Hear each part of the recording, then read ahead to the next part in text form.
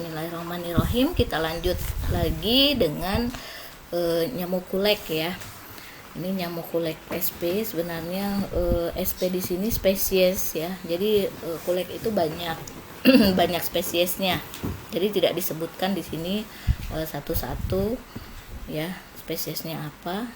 Ini taksonomi nyamuknya, urutan taksonominya. Kita lanjut. Nah, ini siklus hidupnya sama ya, telur, larva, pupa, dewasa. Kemarin kita sudah membahasnya, tetapi telurnya agak berbeda sedikit. Nah, ini agak berbeda. Kalau tadi nyamuk Aedes aegypti diletakkan satu-satu gitu. Kalau ini dia seperti rakit ya, seperti rakit satu persatu ya. Nanti kalian boleh searching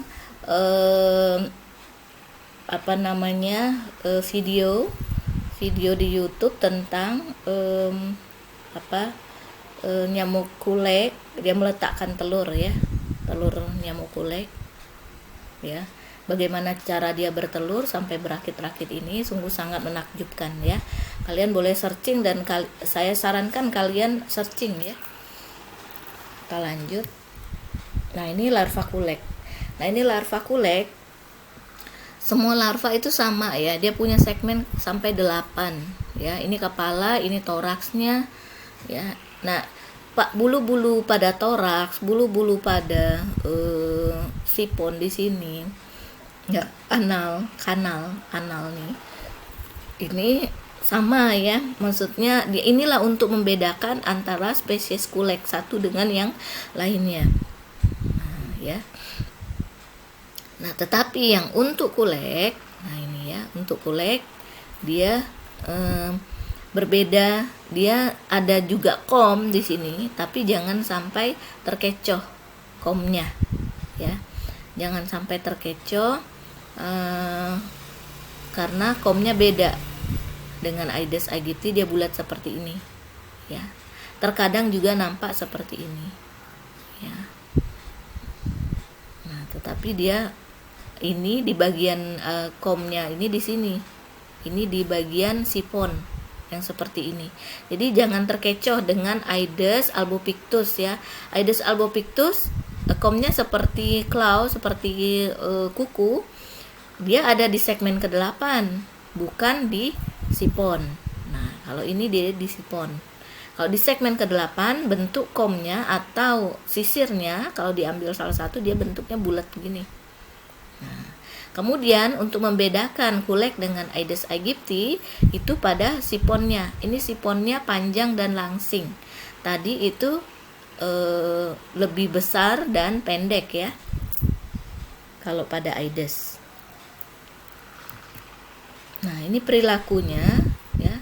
Tempat feeding place-nya, tempat pencarian makan. Nyamuk kulek mempunyai kebiasaan menghisap darah pada malam hari. Jadi yang malam itu atau nokturnal ya, malam itu nokturnal. Kalau pagi atau siang itu diurnal. Nah, kalau nokturnal itu malam hari. Jadi nyamuk malam yang biasa kalau kita buka pintu malam ada nyamuk. Nah, itu kulek ya. Nah, itu kulek. Sudah dapat dipastikan itu kulek. Kecuali kalau gigitnya antara maghrib mau malam gitu, itu biasanya kadang masih ada nyamuk Aedes yang kejar setoran ya, yang udah gregetan pengen minum darah manusia tapi nggak dapet dari siang. Nah, itu dia kejar setoran. Tapi itu antara maghrib gitu ya. Tapi itu tidak banyak. Yang banyak itu adalah kulek ya. Jadi terbangnya tidak sampai ini, hanya beberapa puluh meter saja. Tempat perkembangbiakannya. Nah, ini tempat perkembangbiakannya di selokan di air-air yang air kotor ya. Di sini nyamuk meletakkan telur dan berbiak di selokan yang berisi air bersih ataupun selokan air pembuakan domestik yang kotor. Jadi bisa yang bersih, bisa yang kotor ya. Yang nampaknya bersih gitu, tapi dia tersentuh dengan dengan tanah atau selokan yang dibuat oleh manusia yang sudah ada lumpurnya. Nah, itu air kotor air buangan rumah tangga. Nah, itu dia suka di situ gitu. Tetapi dia tidak mau sama sekali yang di air bersih seperti tempayan dan sebagainya. Atau air hujan di permukaan tanah, ya. Ini jumlahnya sangat besar sekali. Jumlahnya sangat besar di selokan, ya, di selokan yang kotor. Jadi kalau kalian masuk asrama, kalian belum masuk asrama sih ya. Kalau di asrama itu di belakangnya ada selokan itu gede, selokan pembuangan air kamar mandi, domestik dan sebagainya. Itu wah banyak sekali.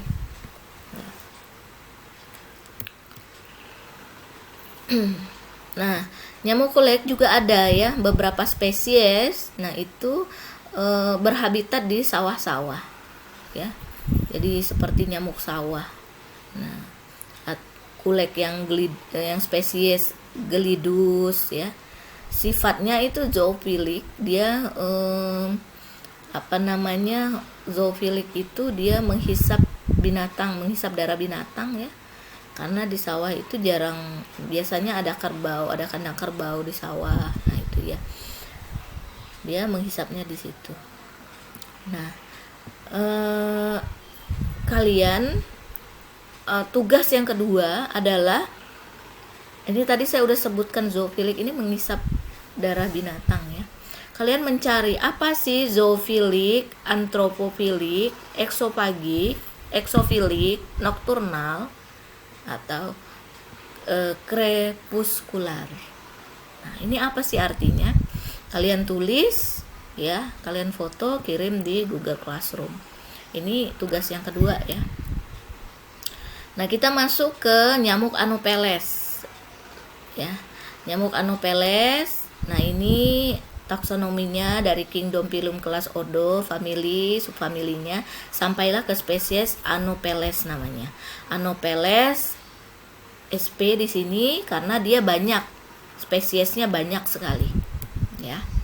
Nah, ini spesiesnya bisa sampai 400 spesies nyamuk Anopheles. Ini berdasarkan penelitian, ya. Jadi bukan hanya mengira-ngira. Jadi memang ada penelitian vektor itu, salah satunya ini. Dia menangkapin nyamuk-nyamuk Anopheles itu, kemudian dipilah, ya, untuk mendapatkan spesies-spesies yang berbeda. Nyamuk Anopheles ini adalah nyamuk pembawa penyakit malaria, ya. Nah, nyamuk pembawa malaria. Dia menyebarkan penyakit malaria. Nah, ini ada Anopheles gambiae. Ini paling terkenal, ya, akibat perannya sebagai penyebar parasit malaria. Ini pada Plasmodium falciparum. Ini di kawasan endemik di Afrika. Kalau kita di sini ada juga Plasmodium falciparum. Ini Plasmodium falciparum ini adalah salah satu spesies penyakit malaria yang yang agak ganas, ya.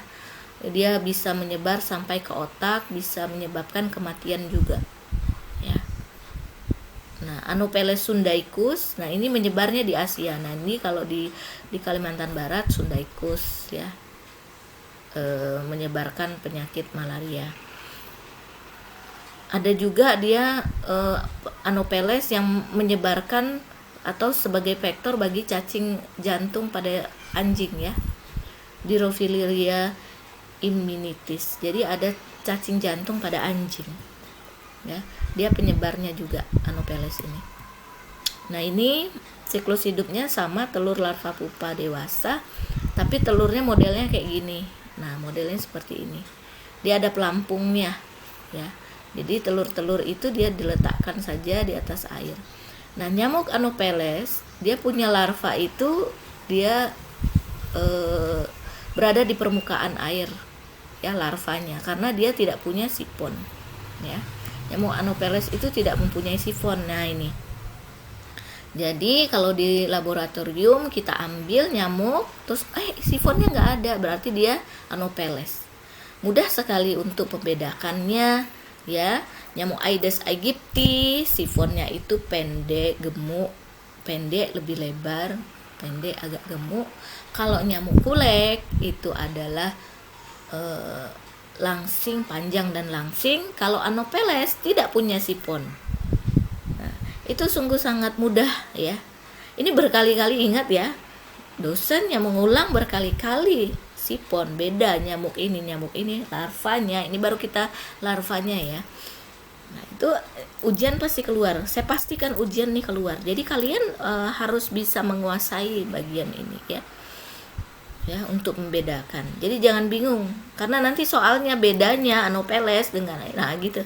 Anopheles dengan kulek, bedanya Anopheles dengan Aedes. Nah, itu harus benar-benar kalian mengerti. Karena bolak-balik soalnya nanti seperti itu ya. Nah, ini perilaku nyamuk.